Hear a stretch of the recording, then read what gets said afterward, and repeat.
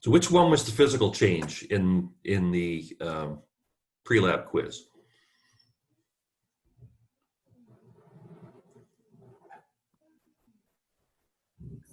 D.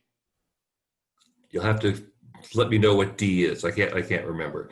Cobalt salts dissociate in a piece of blue stained glass. Okay.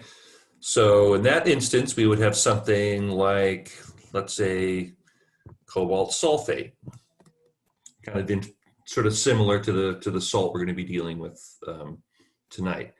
Now, when that dissociates, what does that mean?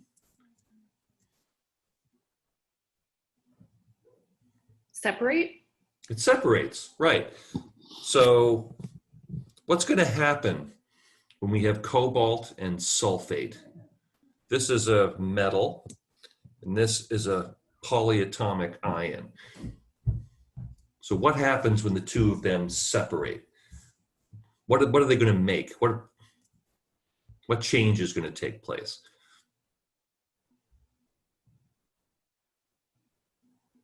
Is it chemical? What happens to the cobalt?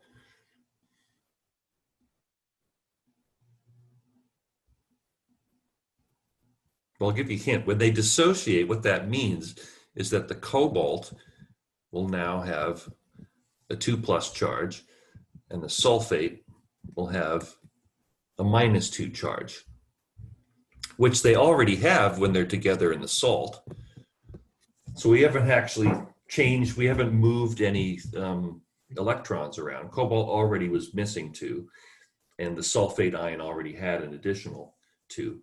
But you broke this, which was the thing holding them together. What kind of bond is that holds together the cobalt ion and the sulfate ion? What kind of bond do we call that?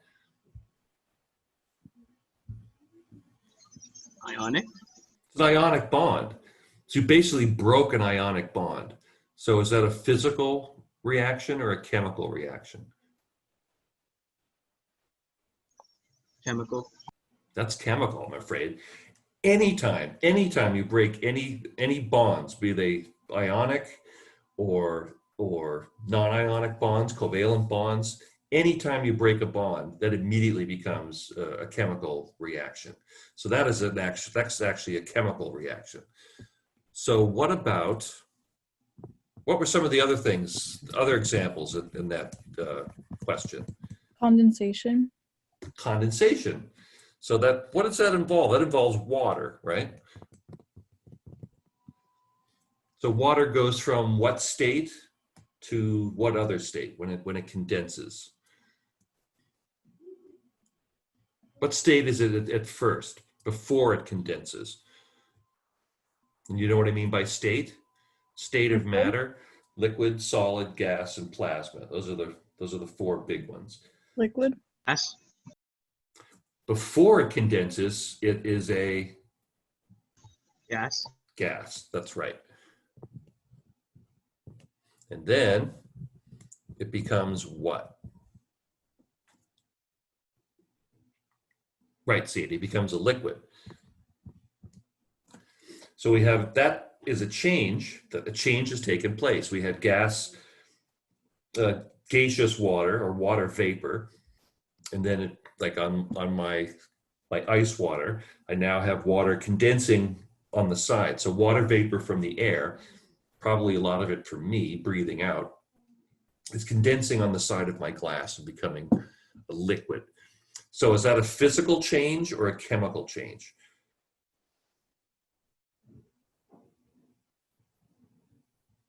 Physical. Why? Because it changed like the state of matter. And were any bonds harmed in by doing that? No. No, I mean, because we had water over here and we got water over here. It's exactly the same. Chemically, it's exactly the same. It's just a different state of matter. So that is indeed a physical change. And that was actually the only physical change there. So what we're going to be doing tonight is taking a hydrate of a salt. Anyone tell me what does that mean? What is a hydrate anyway? Can someone explain that to me?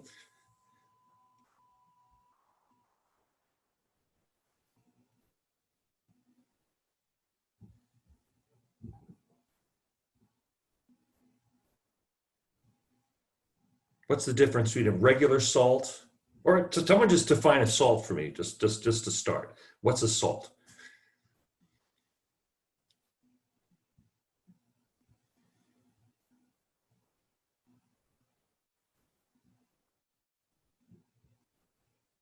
Salt's got, Just cations and anions. there you go. Yeah, it's an ionic compound with positive ion, a cation, and a negative ion, an anion, and they're brought together and they're held together with an ionic bond. So that's pretty much any old salt kind of looks like that. But what's the difference between this and a hydrate? What does that mean? Because when we say hydrate, we generally think of this, right? So what is a hydrate? Does it just means to drink something? So throwing this in water, does that make a hydrate? When the water is integrated into the molecule. There you go. Excellent. Actually, that's right. So it means that there is chemically water is attached to that molecule. It's not just, we're taking some salt and throwing it in water, and then the salt is then dissolved in the water and surrounded by water. Because that's what happens when you dissolve salt in water. You break this bond, and then each of them interacts with water. The metal plus the cation interacts with the negative side of the water, which is the oxygen side. And the anion, interacts with the positive part of the water, which is the hydrogen side. So they have interactions. They used to have an ionic interaction. You break that, and then that's replaced with interactions with the water. That's not what's happening in a hydrate. In a hydrate, the water is chemically fused to the salt. And you see it a lot with metal salts, like divalent metal salts, like magnesium and cobalt and copper and metals like that. Because what happens there is you have a lot of charge. There's a lot of charge density, and water gets attracted to them and actually chemically fuses with them. So when we have this hydrate, how are we going to figure out how many molecules of water are attached to the salt? How are we going to do that? I mean, some of you answered that question. What was the answer to that question? How do we tell how many molecules of water are associated with a molecule of salt? So if this is my salt, this is the salt we're going to be dealing with tonight. What is that? Anyone tell me what that is?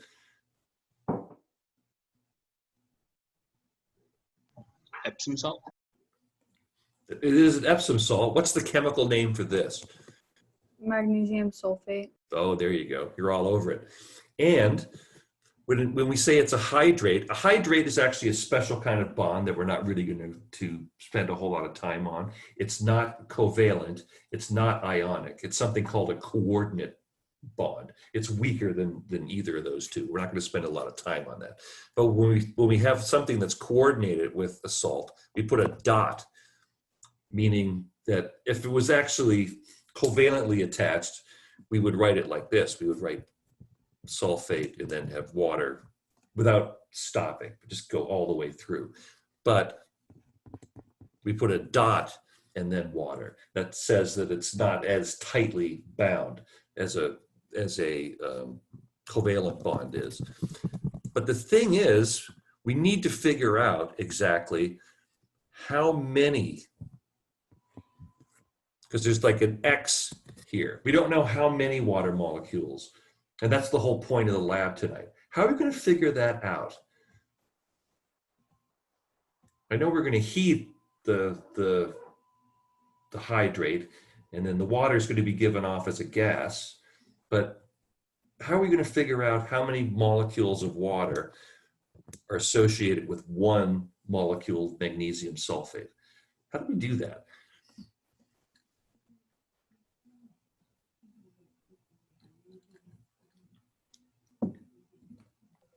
Once you like dehydrate it, Mm-hmm. then you weigh how much the dehydrated magnesium sulfate is, Right. and then you subtract that from like the original Okay. to get the amount of water that you lost. And Okay. you convert both of those to moles, and then you get the ratio. Ah, moles. Interesting. Can someone give me, this is really what I was sort of getting, excellent answer. Can someone give me a definition of a mole? What does that mean? What is a mole of something? It's kind of a tricky thing that you probably haven't really thought about that. What is a mole of something?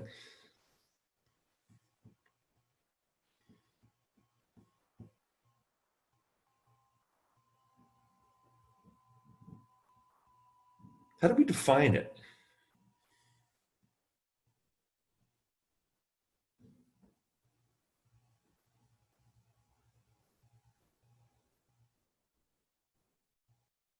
Like that last question tonight was something like, if you had A plus 2B makes C. Now, each one of these things, we say it's 1 mole of A and 2 moles of B make 1 mole of C. But what does that mean? How much is a mole? A unit amount of a substance, Assad. Okay. That's an excellent answer. A unit amount. A unit amount of what, though? It's really sort of what I'm getting at. Because I want people to think of a mole in a particular way. It's a unit amount. So is a gram. A gram is a unit amount of something. What's the difference between a gram and a mole? You know, a kilogram is a unit amount of something. But it's not really mass, is it? It's something different.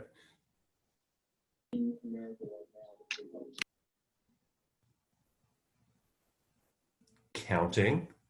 Okay, Brandon. What are we counting exactly? The mass of an element. Well, again, that's just a mass, right? That's just a mass number. Or the atoms. We can define it as a number of atoms, right? We could use Given element.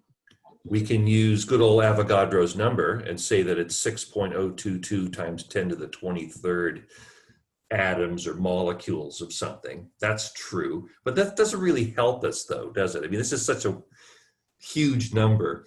We don't really use that in the lab. I can't measure molecules. I can't do that. What can I measure?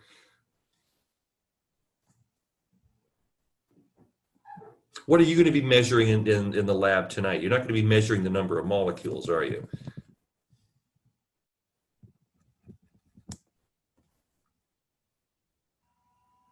So we heard the answer before. For determining the number of moles in this particular question, we need to have the mass of the magnesium, and then we need to have the mass of the water. But how does that relate to moles, though? What's the relationship?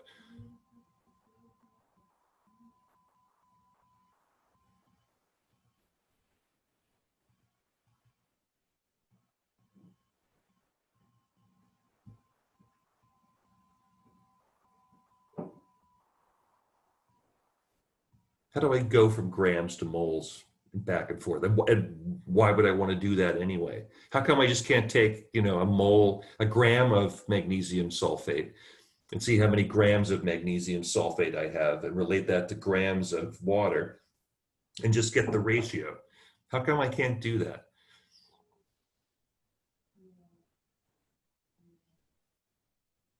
Why do I have to convert it to moles?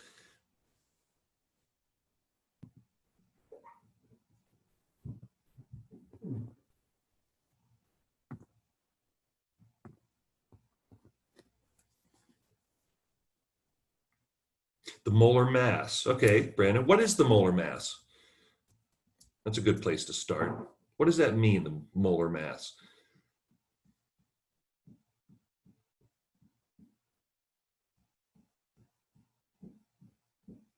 How do we calculate molar mass?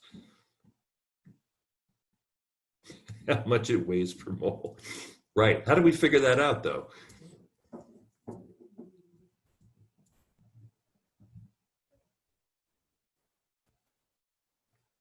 How do we figure out how much a mole weighs? Like if I wanted to know what the molar mass of water is, how would I figure that out? Right, Fatima, I can't count atoms. I can't count moles either, though. How do I measure moles if I can't weigh atoms? I can't measure atoms. I can't measure molecules. I can't measure moles. I can't measure grams, though. That I can measure. How do I determine what the molar mass of water is? You look at the periodic table. I definitely look at the periodic table. What do I look? Do I look at its atomic number? You look at the weight of each element. Where do I find that? What is that? What is the weight of an element? Molar mass of an element. The molar mass, not the weight, the molar mass, exactly.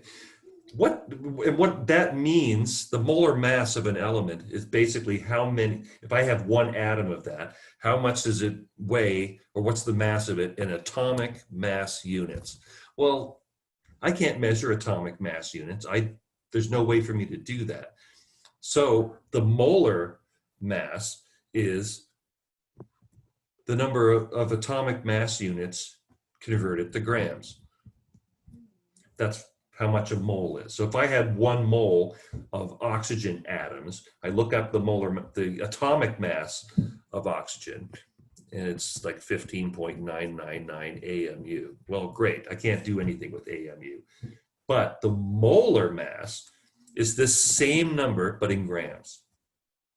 That's basically all it is. And why do we need the molar mass? Why is it so important that we have the molar mass for this experiment?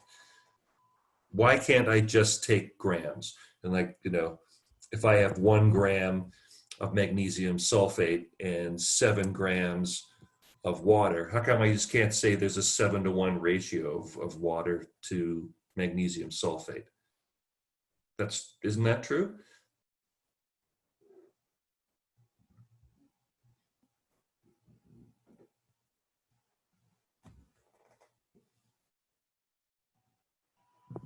So for instance, if there's 8 grams of the hydrate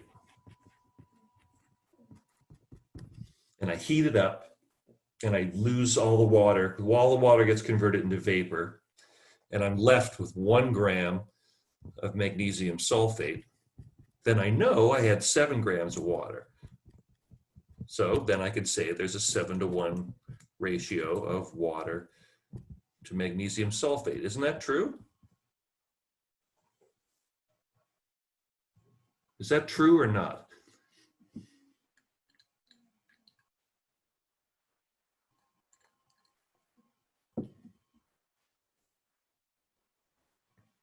Because your lab tonight tells me I can't do this. Why is that?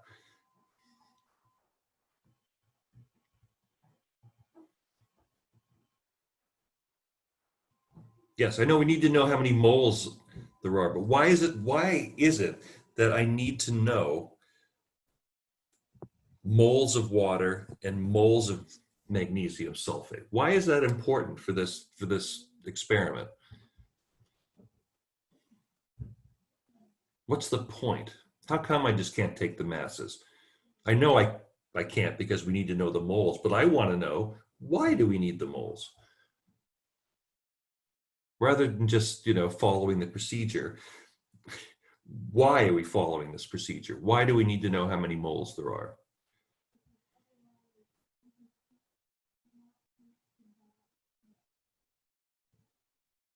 What do you think? Is it because their molar masses are different? It really is. Yeah, exactly. Because chemicals and chemical reactions do not occur between masses of things. It occurs between molecules and atoms, right? And they're all different sizes. And so if I have, let me clear everything here. If I have one molecule, so I've got my one molecule of magnesium sulfate, and it is bound with one molecule of water. Well, that doesn't mean that I have 1 gram of magnesium sulfate and 1 gram of water. That's not the case, right? Because magnesium sulfate is much, much bigger. It's much, much heavier, much more mass than water. And we know that because the molar mass of magnesium sulfate is much greater than water. What is it? Anyone remember what it is approximately?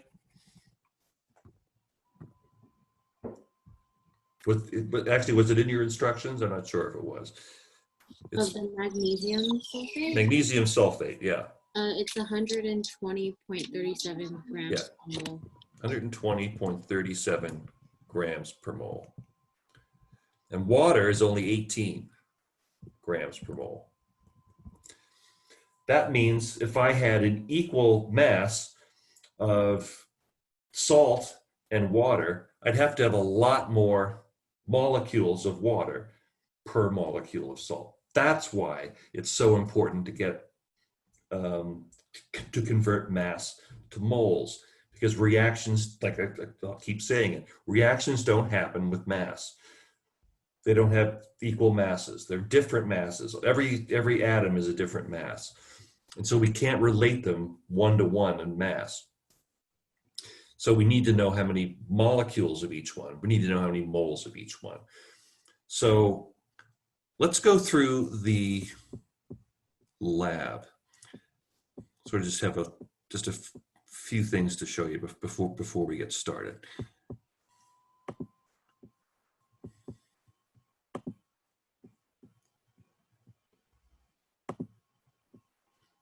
Where is it? Oh, here we go. All right.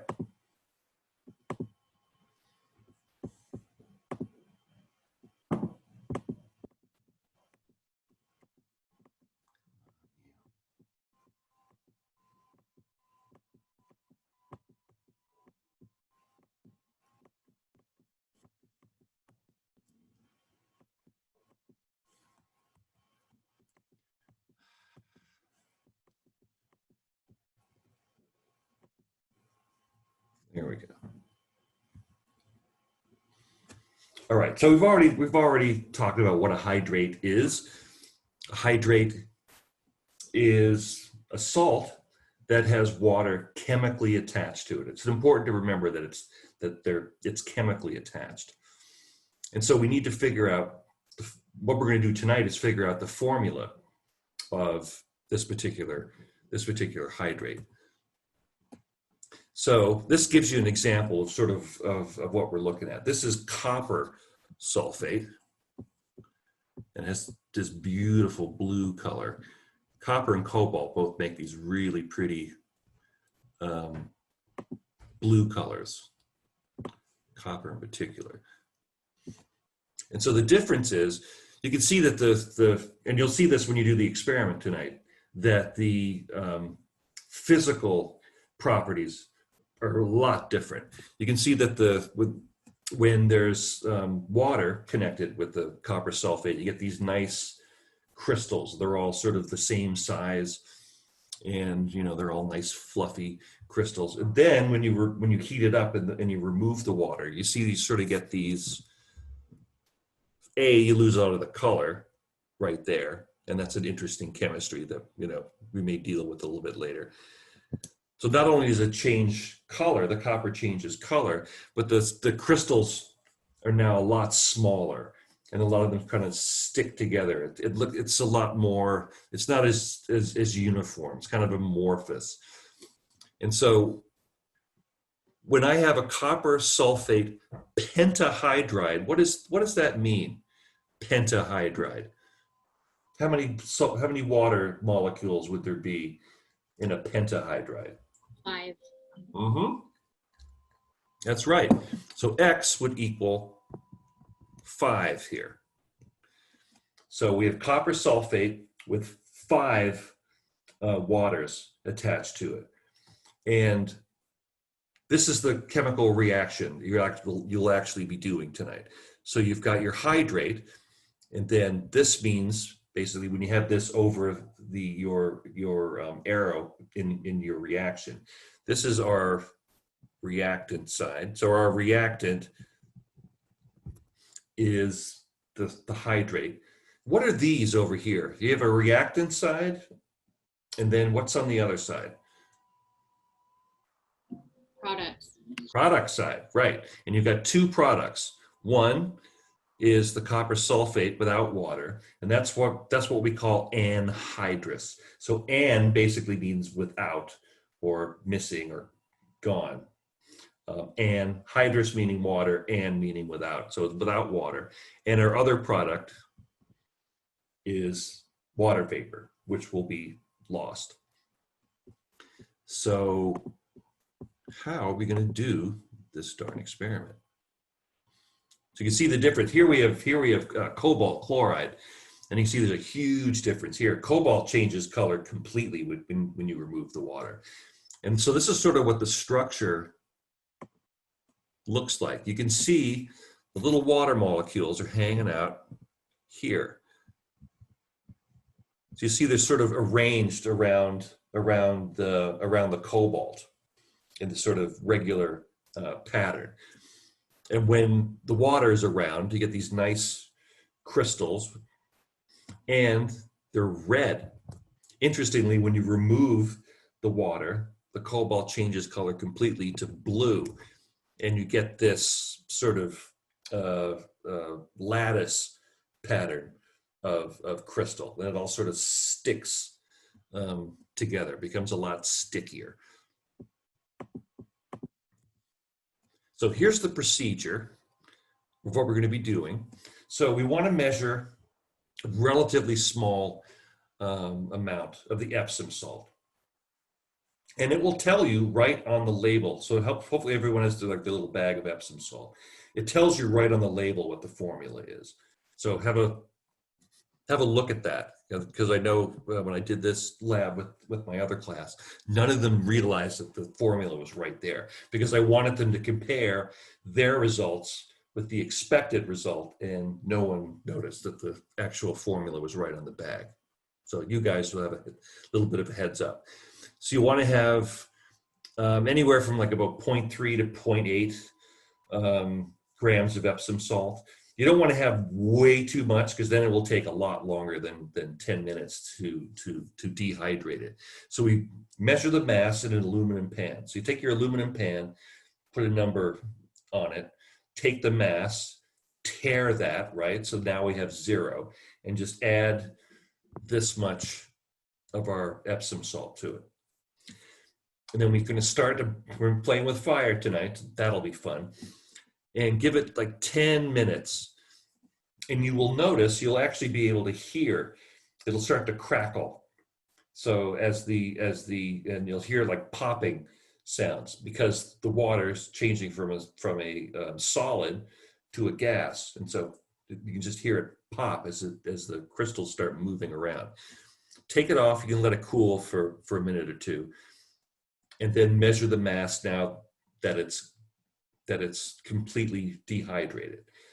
So what's going to be the difference between how am I going to find the mass of my original salt, of my hydrate? What's going to be the mass of the hydrate here?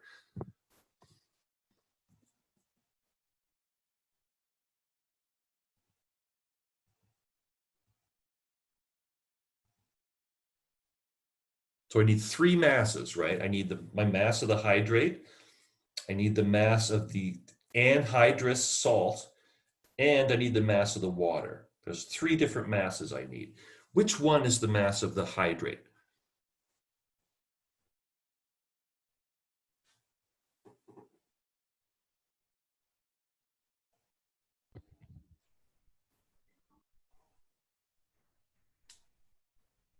Is it the small amount that you measure minus the weight of the aluminum? Right, exactly. It's just the original mass. So it's the mass of the salt that you added, the hydrate salt that you added to the aluminum pan to begin with. So that's my first. That's the mass of my magnesium sulfate and water all together. So this is first is going to be, that's the mass of the hydrate. What's the mass of the anhydrous salt? Where am I going to get that from?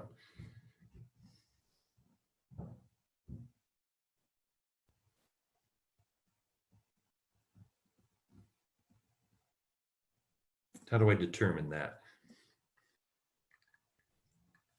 By weighing it on the scale, or Weighing what? the Epsom salt. But I've already got that. I've Oh. weighed out my Epsom salt. That's the mass of my hydrate. So that's this mass right here. What's the mass of my anhydrous Oh, salt without the water in it? after you burn it, right? Am I burning it? Or dehydrating it, sorry. There you go. Yeah, that's a lot of people make that mistake. They think that, because you're heating something, you're burning it. What does it mean to actually burn something though? Now that we're here.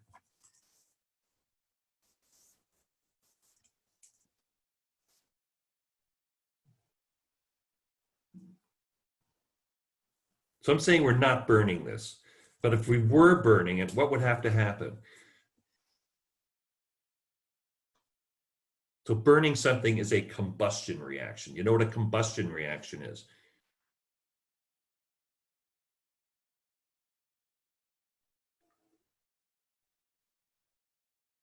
It is a chemical change, yep.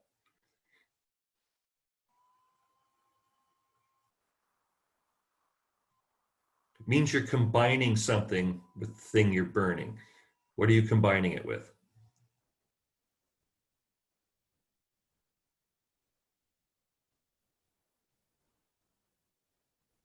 What's necessary for a combustion reaction? Oxygen, right. It means you're chemically reacting something with oxygen. You're combining it with oxygen. That's a combustion reaction. This isn't a combustion reaction because we're not combining magnesium sulfate with oxygen. We're just having it lose water. So it's a dehydration reaction, right? So the mass of the salt after you heat it is the mass of the anhydrous salt, right? So this would be the mass after heating. After you heat it. That's my mass of the magnesium sulfate. What's my mass of the water?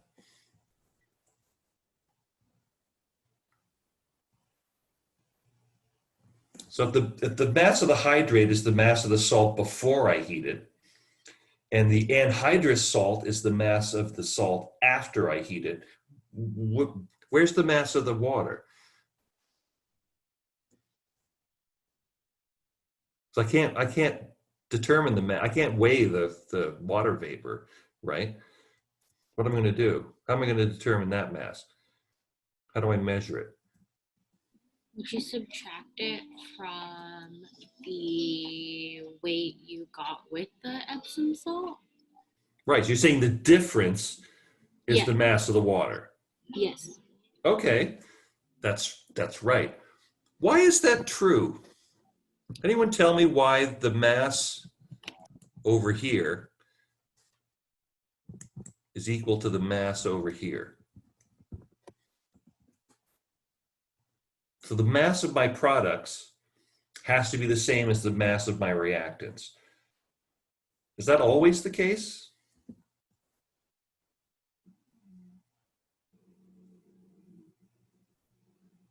Because this has to be true in order, basically, if we're saying that A goes to B plus C, we're saying that the mass of A, which is my Epsom salt, is the same as the mass of B plus C. So this is the mass of the magnesium sulfate, and this is the mass of the water. So we're saying that the mass on one side of the reaction is the same as the mass on the other side of the reaction. Is that always true, or is it just true in this particular instance?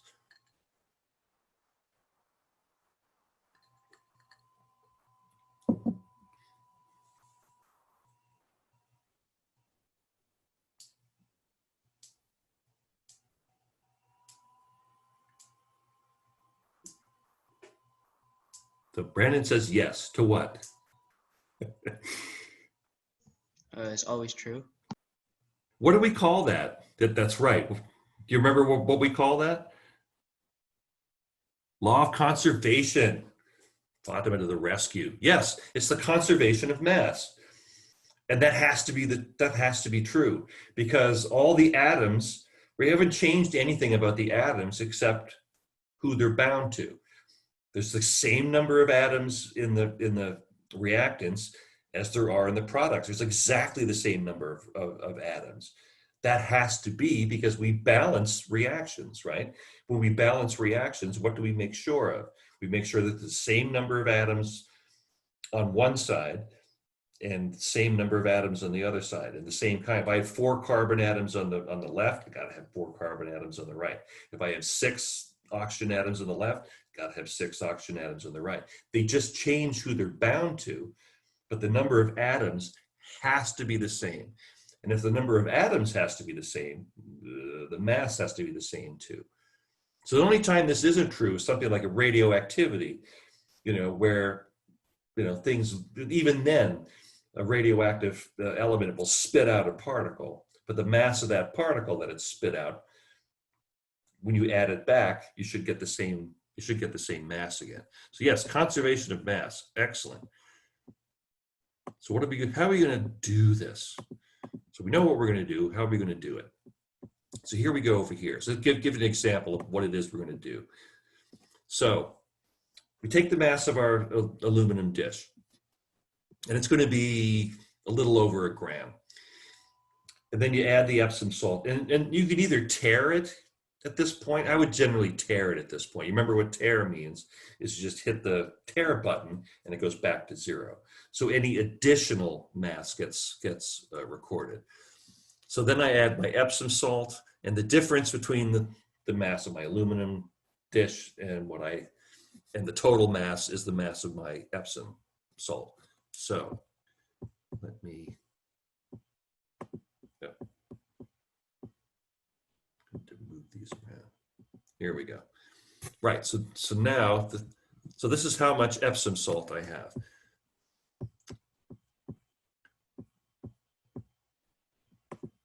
Here we go. So I start out, this thing is giving me a hard time today. So you start out with this much Epsom salt, and you heat it up for 10 minutes, and you can hear the popping and the cracking and the fizzing sounds. And then you measure the mass again. So then you get a slightly lower mass than you did the first time. So this was the mass of the hydrated salt. This is the mass of the dehydrated salt. And so your difference, so this is the mass of your dehydrated salt. That's what's going to be left over. This is the only thing that's going to be left over in the aluminum dish when you're finished, right? You're just going to have the solid. The gas is going to leave. So this is how much salt you have. So there's your mass of the salt. And then you figure out my difference between before and after must be the mass of the water that's gone. So that was the mass of the beginning. This was the mass of the end. The only thing that could have disappeared was the water. So there's your mass. So now I have a mass of my magnesium. I have my mass of water. And it's at this point that you change them to moles. Because as we discussed, the mass doesn't really help us because reactions don't happen with masses. They happen with molecules. And if we want to have an idea of how many molecules of water there are for each molecule of magnesium sulfate, well, we need to know how many moles of water there were for each mole of magnesium sulfate. That ratio is exactly the same thing. The molecule ratio is the same as the molar ratio. So here we convert our mass of magnesium sulfate to moles. There's our molar mass of magnesium sulfate. There's our molar mass of water. Now we've got moles of magnesium sulfate and moles of water. And you should have more moles of water than of magnesium sulfate because it's not a 1-to-1 ratio. So you divide, since we want to know the ratio of water to salt, you take the larger number, which is going to be the water, and you divide it by the smaller number, which is going to be the salt. And then round that to 2 significant digits, because we have 2 significant digits in the mass. Notice here we have 0.81, 0.44, 0.37. We have 2 significant digits. So we want a ratio of 2 significant digits. In this instance, the ratio is the 5.6. So we have 5.6 times as much water as we do salt. So then our ratio would be 5.6 to 1. Now, what is it we're shooting for? Can anyone tell me what the actual ratio is? Has anyone looked at the label? What answers should you be getting if you do everything perfectly?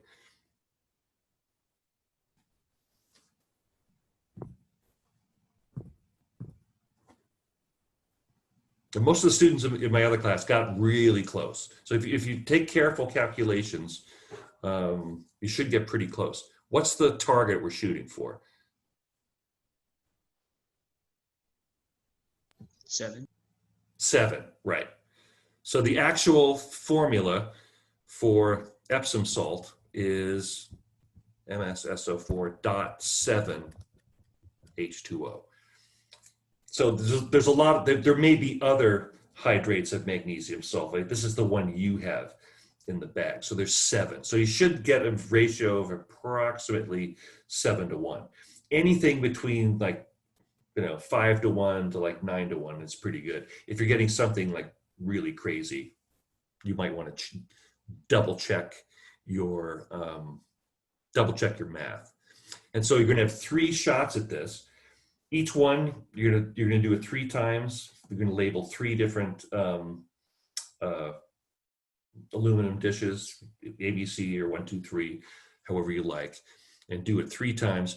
You don't have to add exactly the same amount of salt each time. Keep it between like 0.3 and 0.8. Too little salt and you'll have big errors in trying to measure the masses. If you have really, really small masses, even tiny errors in measuring the mass will give like huge differences. So you don't want that. And on the other hand, you don't want to have so much salt that after 10 minutes, or so much hydrate that after 10 minutes, not all the water is gone. So if you didn't get rid of all the water, would you overestimate how much water was there, or would you underestimate how much water was there if you didn't drive it all away?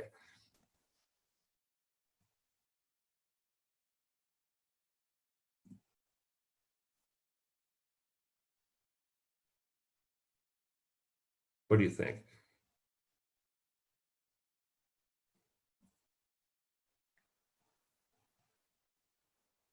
Under, right, Brandon? Under. Instead of getting, because some of the mass of the water would still be with the salt, and so you would be assuming that the mass of the salt was higher and the mass of the water was lower, and so you might wind up with something like a 5 to 1 ratio or 4 to 1 ratio. If you let it go to completion, you should get closer to 7.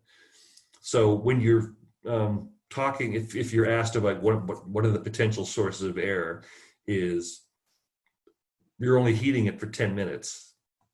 Maybe that wasn't long enough.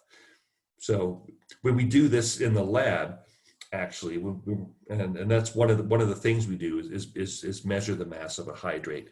How we do it is that we heat it for, we actually don't heat it over a flame. We heat it at about 80 degrees in a container, in a heater, in an oven. And then we'll measure the mass after 10 minutes, after 15 minutes, after 20 minutes, after 30 minutes. Why do you think we measure it so many times? What is it we're looking for? We keep measuring the mass over and over again. When do we stop measuring the mass?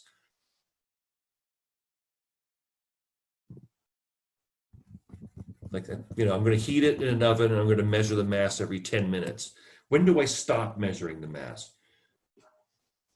And why?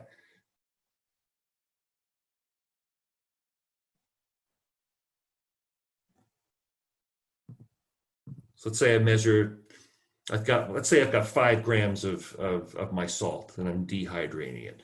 After 10 minutes, it's 4.2 grams. After 15 minutes, it's 4.1 grams. After 20 minutes, it's 3.9 grams. And then it's 3.8 grams. What am I looking for? How do I know when I'm done? When can I stop measuring the mass?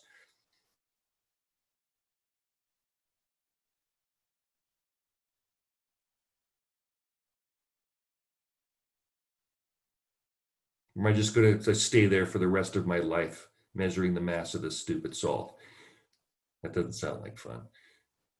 When can I quit and say, okay, I'm done?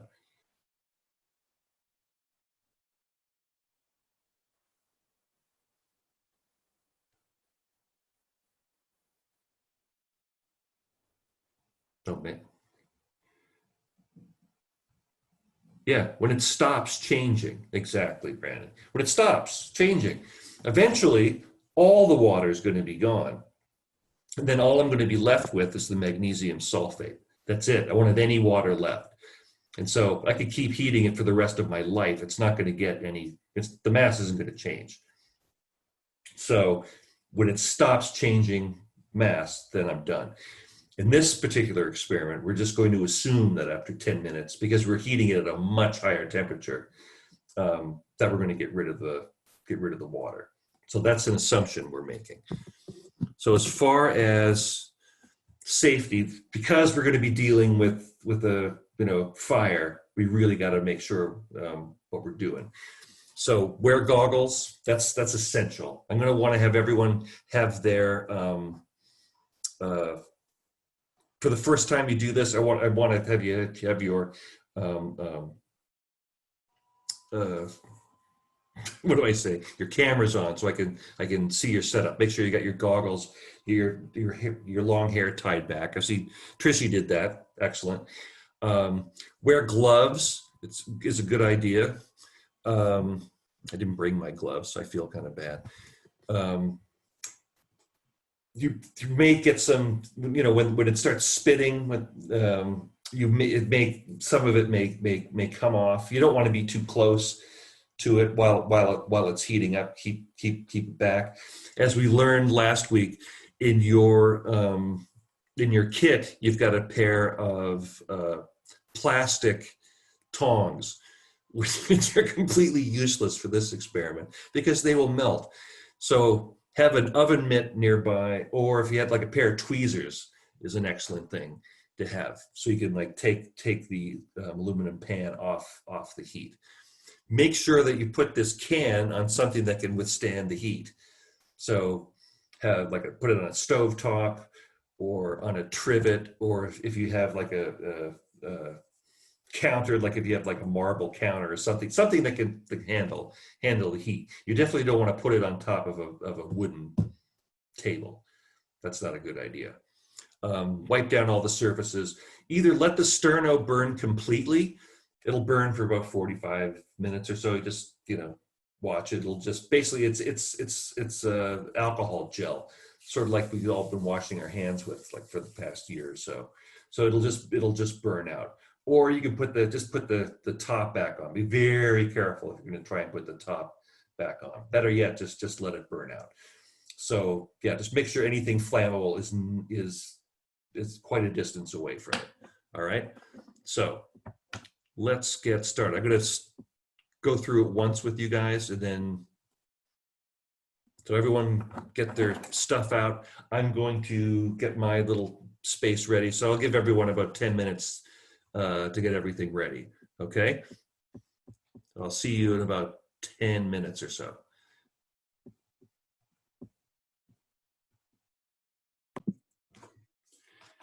I don't see too many cameras on. You want to see me make a fool out of myself first? Is that it? Fair enough.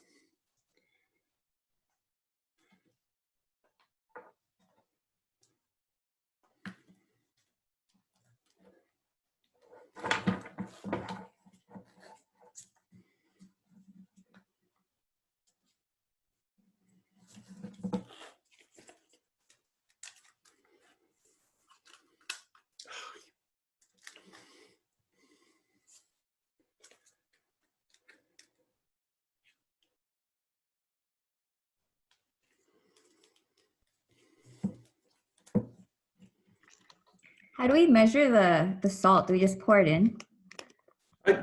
You would use a spoon. There's a spoon in your kit. I would definitely do that. Well, I kind of just poured it and waited. I mean, you can just pour it in if you want, but I like having a little more control over. There we go. All right. So I've got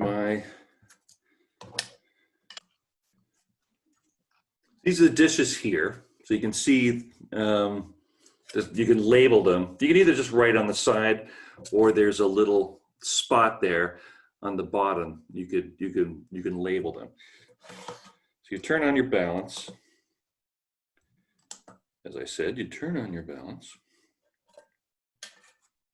Determine the mass. And again, you wait for the mass to stop changing, because as I'm flapping my gums, it's changing. All right, 132, 131. So 1.31 grams. So I write that down. Of course, I forgot to bring my notepad.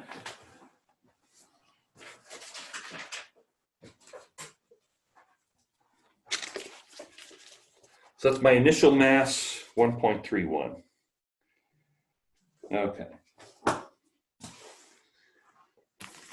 So yeah, as I said, right here on the label, they give you, right there in the label, they give you the formula for the salt.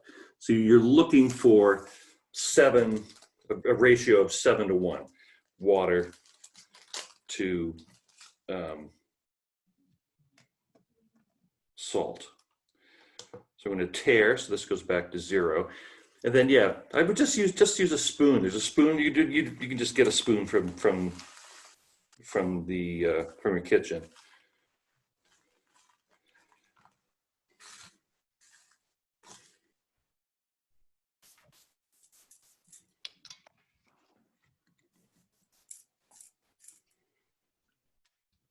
And it doesn't take much. I mean, one spoonful is like several grams, so just a tiny amount. So now I've got 0.54 grams total. And another thing you might want to do is distribute. So sort of like move the crystals around so they're not all piled up in one place. So like give it a little shake so they're not all in the same spot. Then I'm going to get my sterno can set up. And you see here I got a trivet because I'm working on a wooden surface.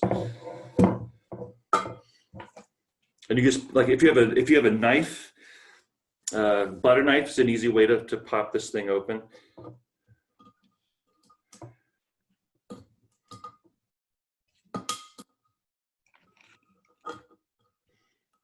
There we go.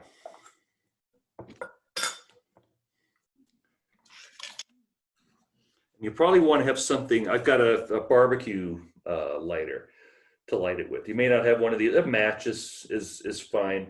You just may not want to be too close to it when it goes.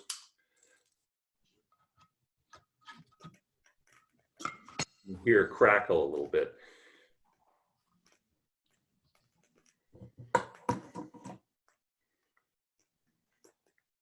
And because it's alcohol, alcohol doesn't really have much of a flame when it burns. So I think they put a little something in there to give you a color. It's like just slightly bluish color, so at least you can see the flame.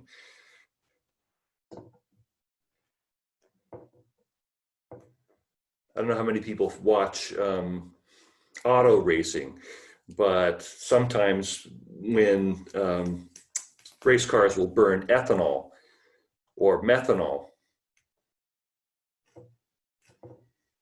and you will see a driver, coming racing out of the car and running around like crazy. Well, they're actually on fire. You just can't see the flames because they're methanol. So I'll start a timer. And I don't know if you can hear this, but you can hear it like start to sizzle, little.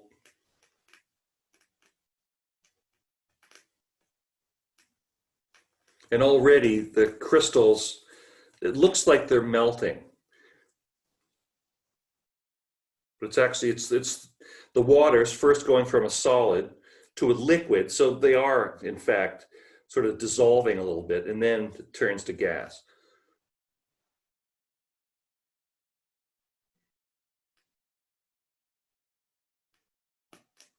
So I've only got two people with their, are people doing this at the same time, or are they going to be doing it later? Is it points off if we don't turn our camera on, or? Is there, is there a reason? I just want to make sure you've got it set up safely. It's sort of really all I'm interested in. I don't want anyone catching on fire, if at all possible. Thanks, Rachel. Ezekiel, nice work. You're doing your work on the Golden Gate, are you? That's sweet.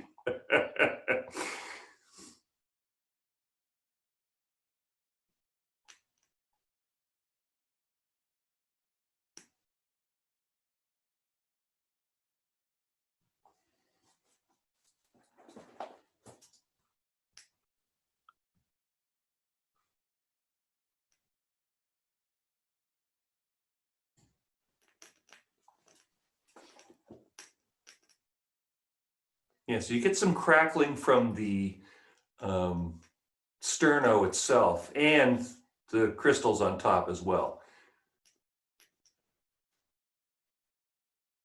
How much should the dish itself weigh when it's empty? Should be around 1.3 grams or so. It won't be exactly that. It should be fairly close to that. I don't know if my balance is like not working or something because my numbers are off. Okay, what's the mass of your aluminum pan? It's reading 0.04. Oh, are they stuck together? No. I got all three separate. Huh. 3? Really? Yeah. Yeah, maybe just try tearing it, take it off, try tearing it again, make sure it goes to 0, and then put it back on. That seems really high. Yeah, that's what I've been doing, but it just keeps giving me the same numbers. Oh, are all the dishes the same mass? Yeah, pretty much. Well, then I guess maybe you just got a different, you may have a different dish than the rest of us. You may have a different lot of them or something.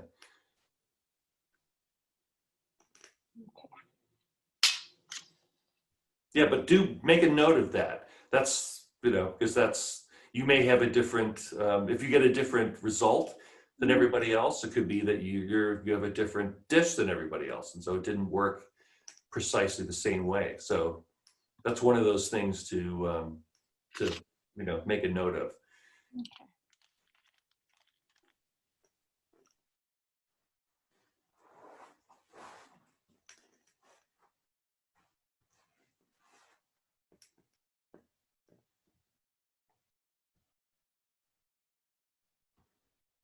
All right, Caitlin, glad you joined us. Fatima, there you are.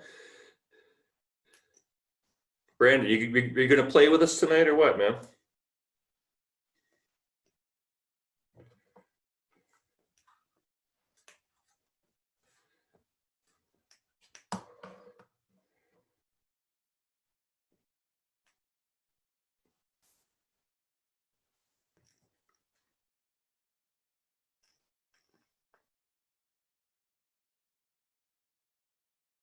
Yeah, I got to see what kind of good stuff you got in your house. I want to know which ones are worth breaking into, you know?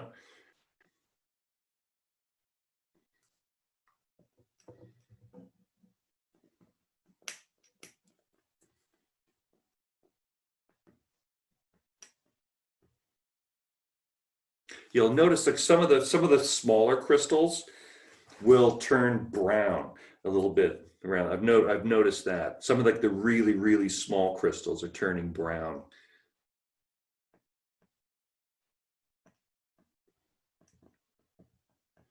And the shapes are starting to get different as well.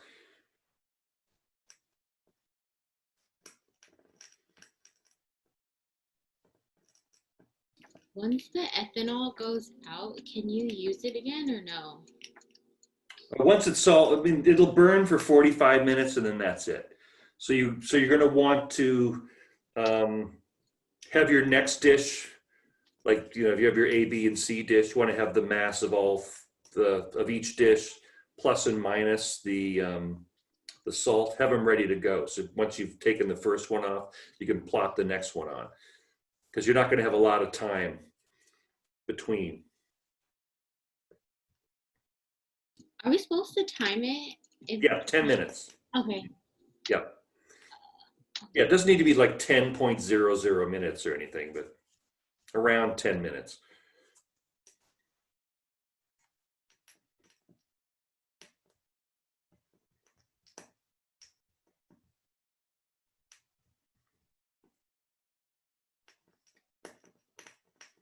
So what about everyone else here? Emily, Megan, Ariane, Assad, Anna, Anami, Cassandra, Sadie, you gonna join us?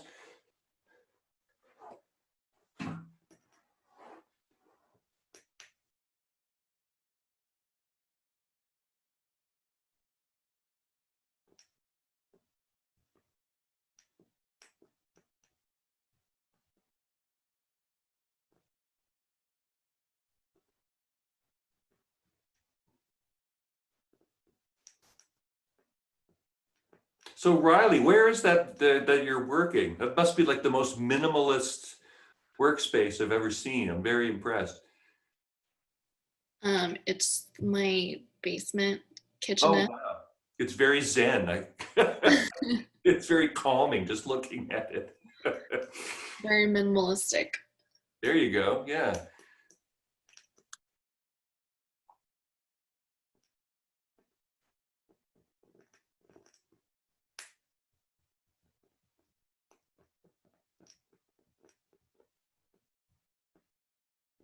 So everyone else, I really want to see your setup before you get started. I want to make sure you've got it set up properly.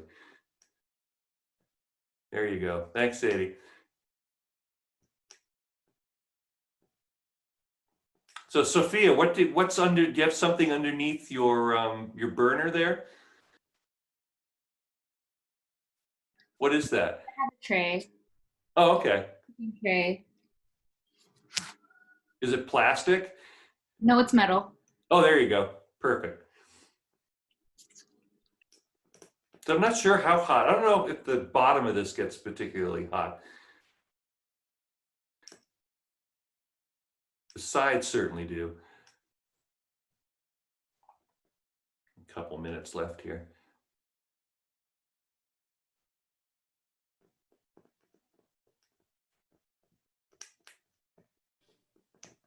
How do we throw away, or do we keep the ethanol when we're finished? Well, you can just toss it. Okay. Yeah, I would just recommend just letting it burn out. Or you can just put like I said, last week, I mean, I did this experiment last week. I just put the cap back on, but it's a little dangerous. So, you know, because obviously it's still on fire when you're putting on the top.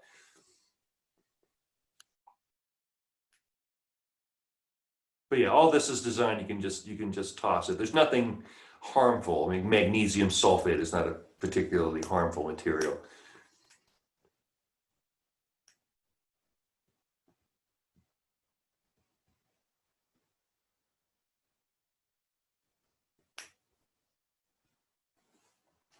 Right. Like for future experiments, how do we know what to throw away and what to keep? If Oh, we're I'll, like- I'll let you know. I mean, all of these have been designed so that you're not dealing with anything hazardous. So as far as I know, from all the ones I've looked at so far, there's nothing hazardous in them at all, and they can just be disposed of as you would dispose of anything else. Because yeah, you obviously do not have a place to dispose of of hazardous chemical waste in your house, or maybe you do. I don't know. Depends how good of a cook you are, I suppose. But yeah, all of this is designed to just toss. Yeah, there should be nothing dangerous. I mean, like how, like if you're renting the kit, like what stuff do we keep to give? Oh, to bring back at the end. Yeah.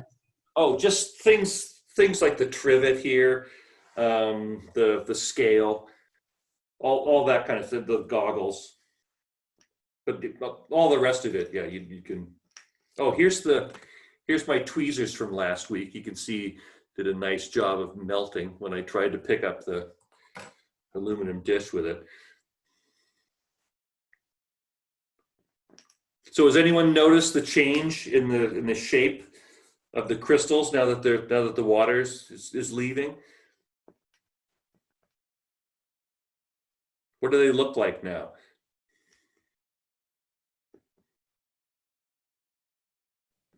Kind of looks like baking soda. Yeah, it does, right? Yeah, baking soda is not a hydrate. Baking soda is just ammonium and bicarbonate ion. And so, yeah, there isn't any water associated with it. So it's anhydrous. So you've noticed that some of the crystals are getting a lot smaller too. I'm noticing a lot of the crystals I've got have turned into these like little balls. And a little bit darker than they were before.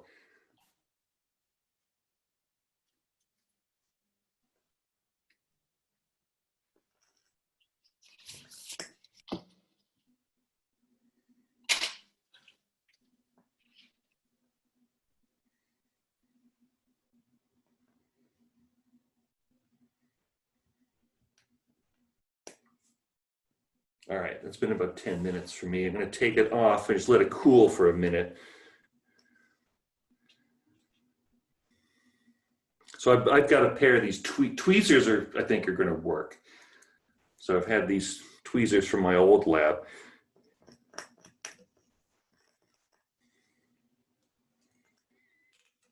Put that down.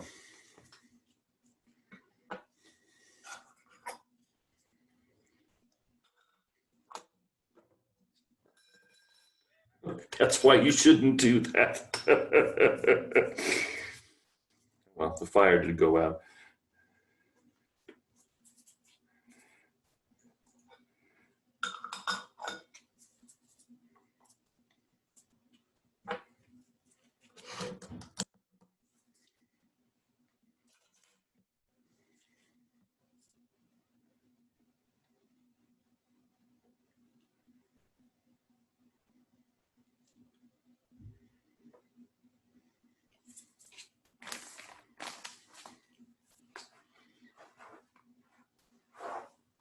So everyone else, are you doing the lab tonight or are you doing it later? Oh, Megan's here. Thank you, Megan.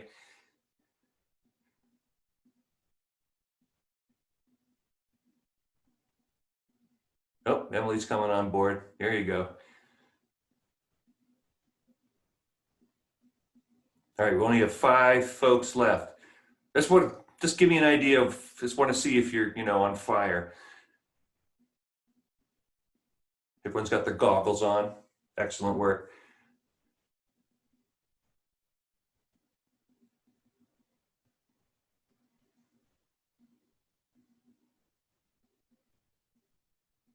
Get your goggles on there, Emily? I can't really see.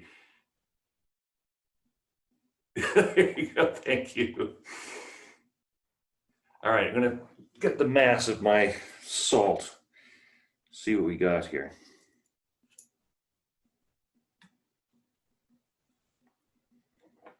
.56.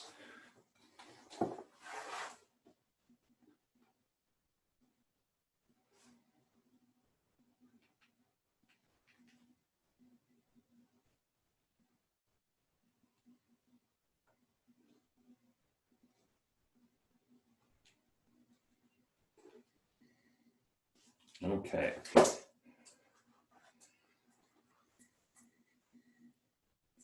I'm going to move my camera.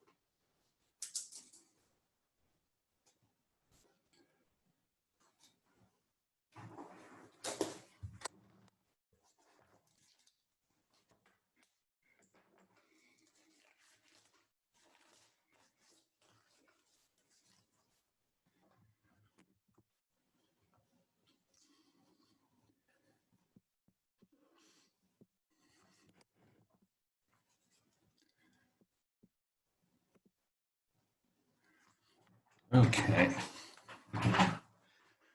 So must these people up had their first 10 minutes up?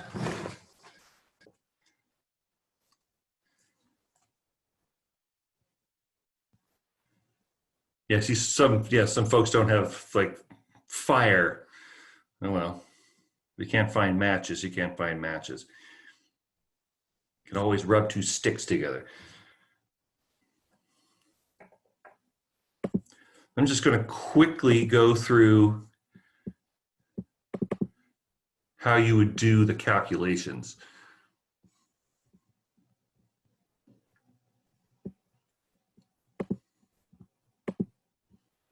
Okay. So my dish was 1.31 grams plus the salt was 1.87 grams. Post heat, it was 1.54 grams. So this tells me the mass of my hydrate. And that is 0.56 grams. This difference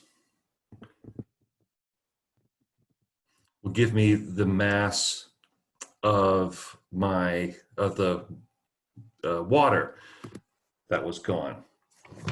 The difference in mass between before you heat it and after you heat it is going to be the difference in the mass of the water.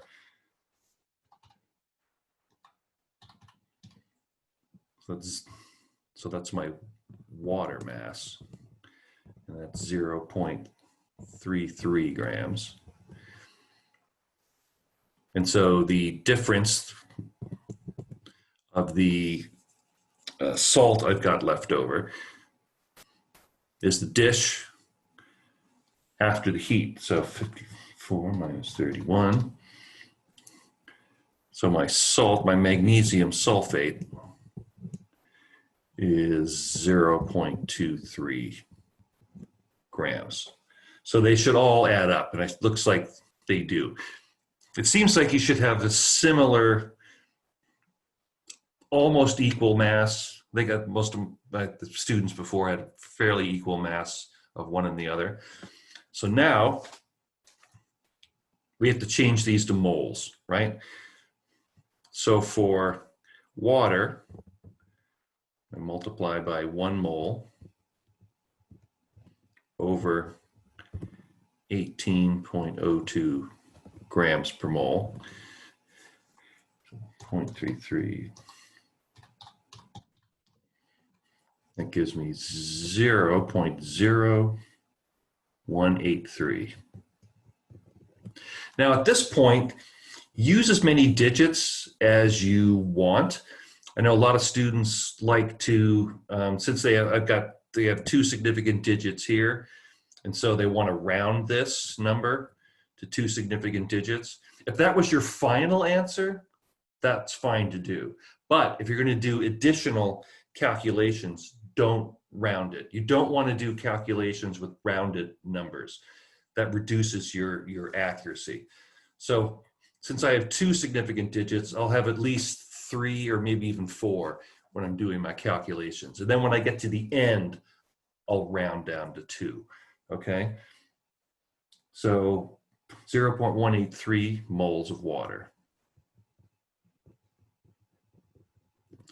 Now this is my magnesium sulfate, and 1 mole of that is 120.3, I think it was, or thereabouts. So remember, my grams cancel out, and I'm left with moles on the top. So 0.23 divided by 20.3, 0.00 this time, 191.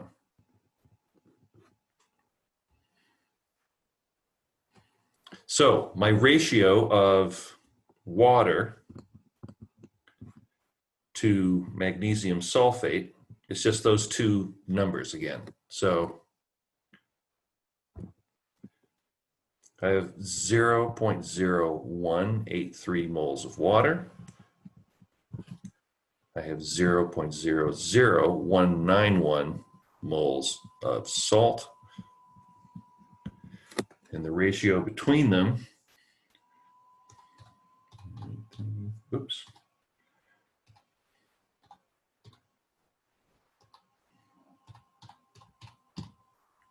Ooh, man, I'm way off.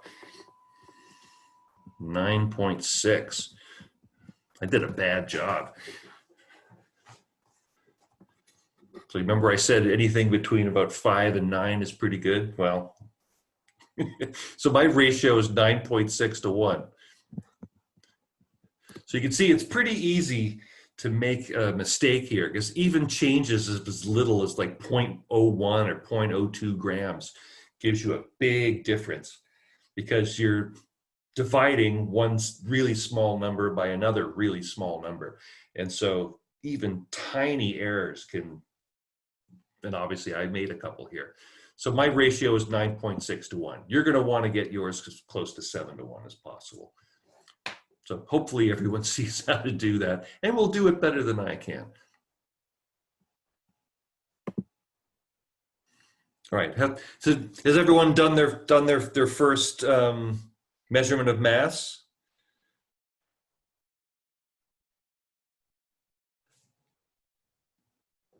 Did you get roughly equal amounts of water and salt? Because I think that's sort of what we're shooting for. Roughly equal masses of magnesium sulfate, anhydrous magnesium sulfate, and water. That gives you about a 7 to 1 ratio. Are people getting close to that? No one's measured a mass yet. Yeah. Oh, Trishi, you got close to that? Yeah. Well, my dehydrated was 0.24 and my mass of water was 0.23. Oh, man, you're a better chemist than I'll ever be. Quite obviously. What about you, Ezekiel? Have you measured your mass of the salt from your first trial?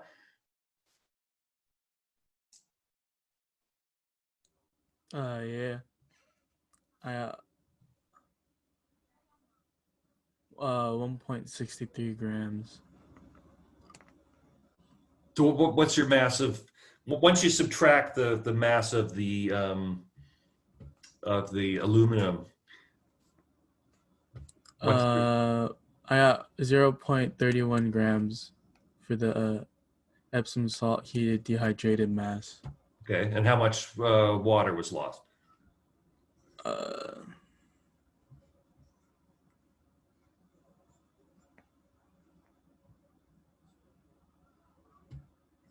Uh, my mass of water, I got 0.29 grams, and then Oh, perfect. yeah. Yeah, I think you'll get great results if they're about the same. Yeah, obviously, I know I may not have weighed, I may not have got my masses quite right, but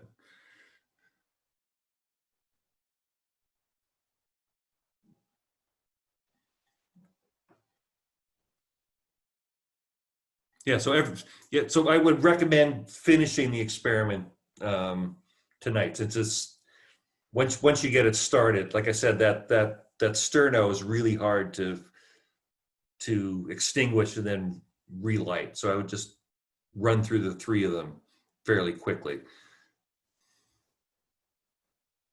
So Ezekiel, it looks like you're already on the next one. Yeah. I'm on my third one right now. Oh, sweet. Oh man, Yeah. you're crushing this thing. Okay, cool.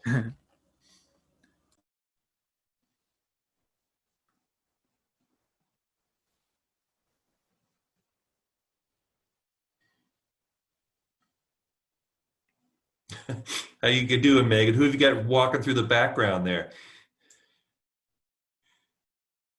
My dad. Did you tell him you didn't need any adult supervision? He's scared of the fire. It is kind of scary. I mean, that the way it crackles and pops like that. I mean, it kind of sounds like a wood fire or something. It sounds a little sinister.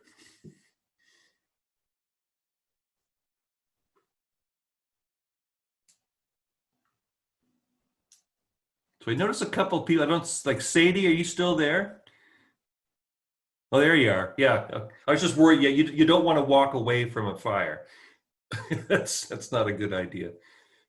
So how is this your first one? I'm on my third one right You're in now. the third one already. Oh man, blazing through this. And so are you seeing roughly equal masses for water and magnesium sulfate? I only calculated the first one, and yes. Good, excellent.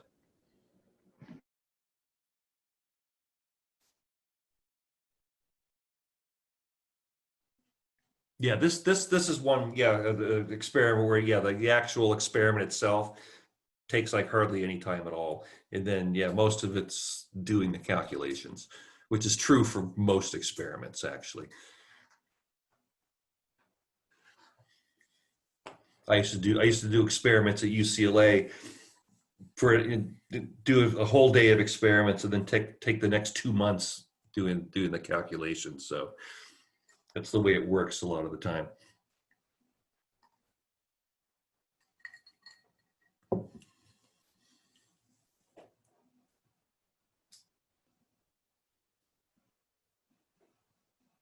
You still there, Brandon?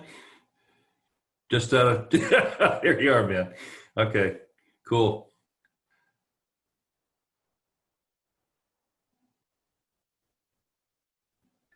How do we calculate the heated, like dehydrated mass? So you have the mass of the aluminum dish plus the Epsom salt. That is your so that's the mass of the hydrate plus the tin. So then when you after you heat it for like your 10 minutes, take the mass of the aluminum tin plus the anhydrous salt that's left over. So the difference is going to be the mass of the anhydrous salt. So your original mass will be something like around 1.9, 1.7, something like that. That's the tin plus the Epsom salt.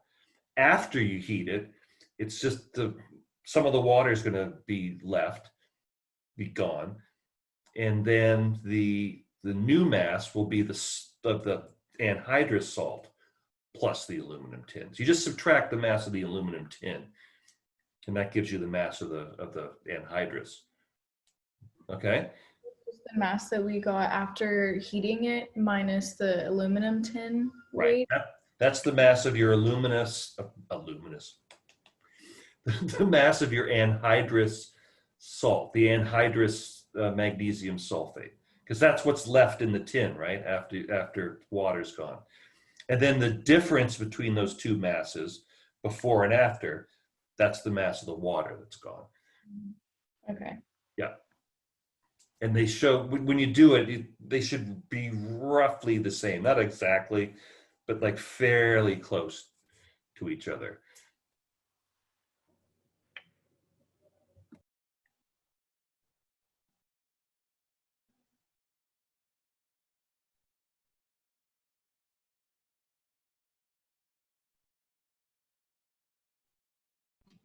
Sorry, what did you say was an acceptable ratio? Well, whatever you find is what you're going to find. But I mean, I think the target would be like between 5 and 9. You know, would be pretty good. Okay. Because let's face it. I mean, we're not doing these experiments under ideal conditions, right? So, like, you haven't got these balances aren't the most accurate in the world, right there. I mean, if we were back in the lab, we'd have balances that give you 4 digits past the decimal place. So Okay. we're only got 2. So right there, you're dealing with not the most accurate masses in the world. Thank you. And you can see that even a small change in mass, like a 0.01 gram difference, makes a huge difference. If you're dividing by like a really small number, yeah, that makes a big difference. So I don't know, as we would say to biologists, if you're within an order of magnitude, meaning plus or minus a factor of 10, that's probably a good result. We make fun of biologists a lot. That's sort of what we do.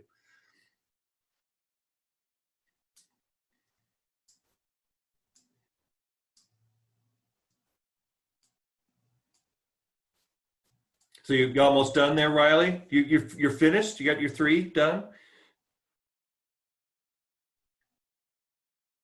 Yeah, I'm done burning. Okay, you're just going to let the sterno burn out? Yeah.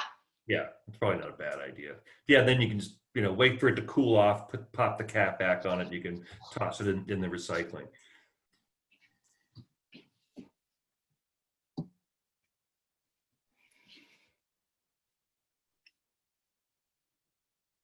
Can you repeat again how to calculate the dehydrated one more time? Oh, sure. All right.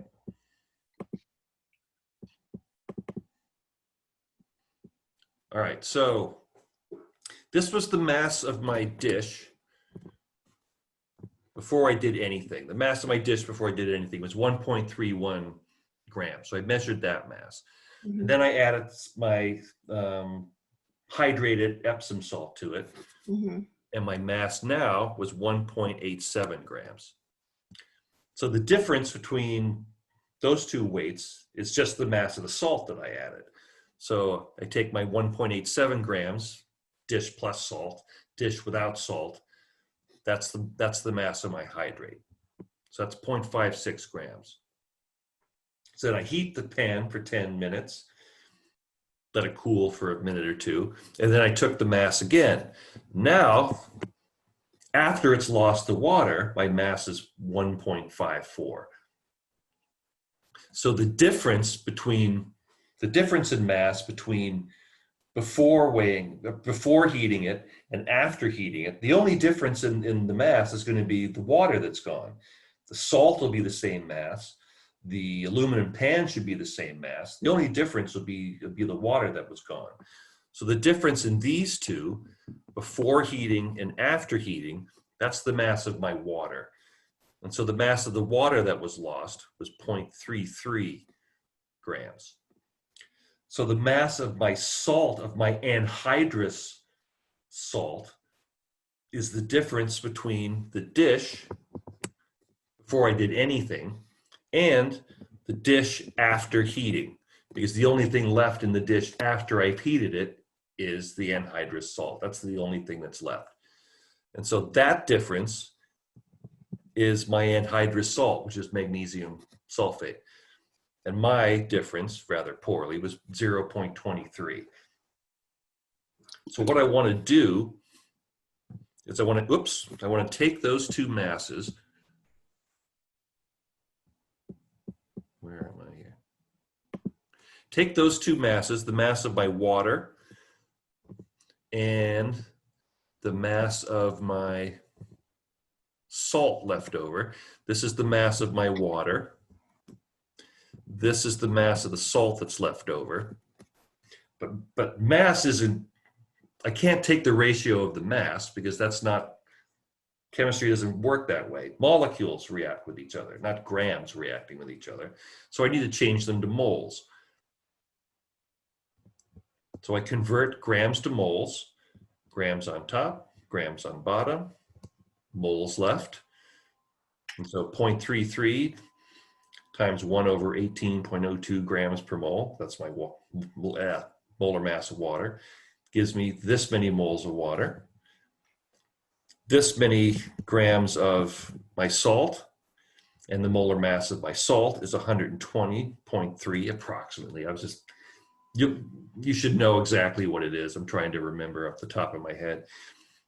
And so that gives me 0.00191 moles of salt. And remember, I want the molar ratio of water to salt. So I divide the larger number, which is the water, by the smaller number, which is the salt. And my ratio is horrific, 9.6 to 1. Yours should be better than that. I think I made a mistake measuring the mass of my post heat. I think it's too small. Okay? Yes. Okay.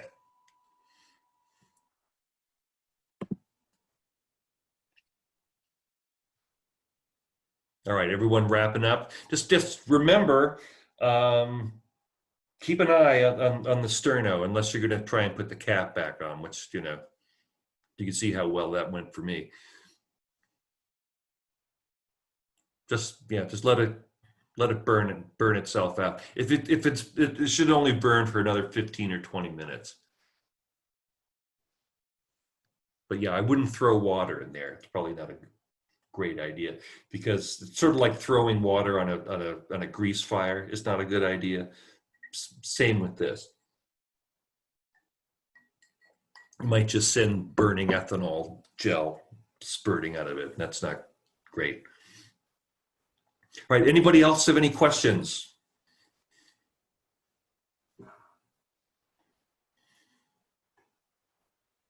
Most everyone's done. Megan, you're done now? Oh, you still have your tin on there. So this must be your last one.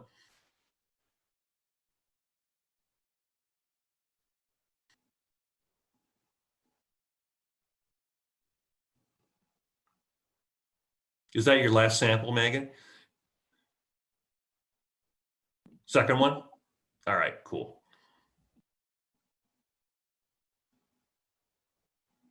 Fatima, you're finished? Almost. I'm on my last one. Last one. Oh, that's right. Yeah. Okay, I didn't quite see it there. Okay. Yeah, it's right there. Yeah.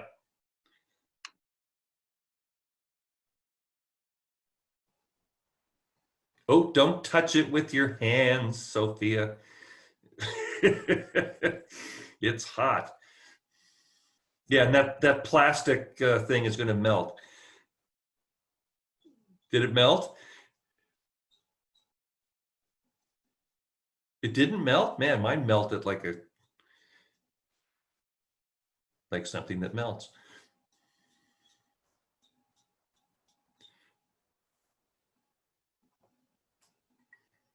Yeah, you want tweezers or some tweezers. I think work the best.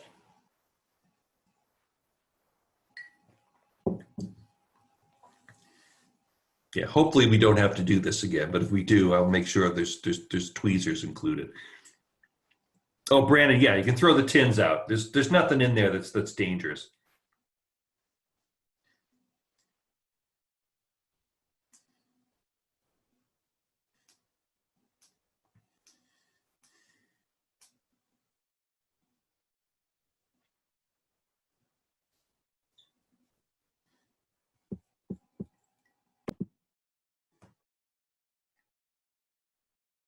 Okay, are there any other questions before we call it an evening?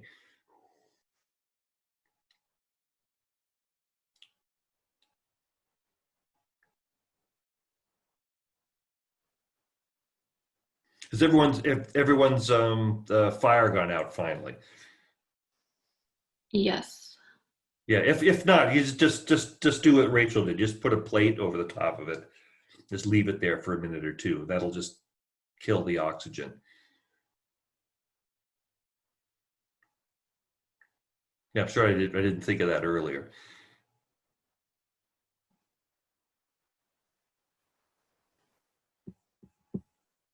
All right. If there's no other questions, I shall bid you a good night. If you have any questions that come up, I respond to emails and messages on Canvas fairly quickly. Within the day anyway. And office hours this week haven't been exactly coming out in droves, but occasionally there's been someone to drop by and ask questions. And if you have any questions about the grades on your reports, get in touch with me, okay? Or questions about tests, anything else. It doesn't have to be strictly about the lab. You just wanted to hang out and talk about chemistry. That's fine. All right, everybody? Okay, thank you, Professor. Okay. Thank you.